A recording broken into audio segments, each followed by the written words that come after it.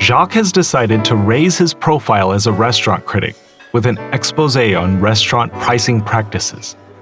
To research, he's been gathering data on 20 carefully selected restaurants, and he saved the best for last. The hippest place in town to eat.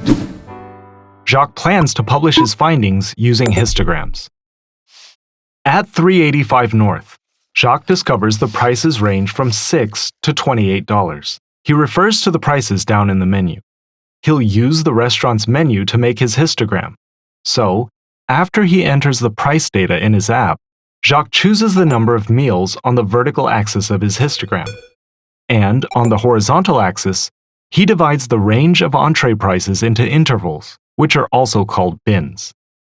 The first interval, or bin, is $1 to $10. The next bin is $11 to $20, and so on. The bins must not overlap, and they must be of equal size. 385 North's menu has 2 items that cost $1 to $10, 5 items that cost $11 to $20, and 3 items that cost $21 to $30.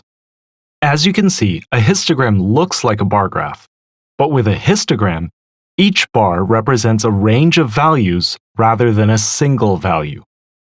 Histograms are a good choice to display data such as heights, weights, elapsed time, prices. You get the idea. To present the information clearly, it's important to title and label your graph. A histogram may make data easier to analyze than if the same data were presented in a list. But what if we change the intervals? Jacques increases the number of bins and decreases the range of each bin. This histogram presents the same data but displays smaller intervals. From this graph, you might conclude that the menu has a fairly even distribution of the price range for all the meals. So, keep in mind, when you create and interpret histograms, the size of the intervals can impact the interpretation of the data. Jacques also collected the data on the number of meatballs served per dish of spaghetti. There is quite the range of meatballs on top of spaghetti. Take a look. Some restaurants serve only 1 meatball in a single serving, while others serve up to 15. From this histogram, we can conclude that most of the restaurants surveyed normally dish out 4 to 6 meatballs per entree. Remember, when you create and interpret histograms, the size of the intervals can impact the interpretation of the data, but we don't know the cost of the meals or the size of the meatballs, so what do we really know? If Jacques only had 3 bins, he might have interpreted the restaurant's pricing differently.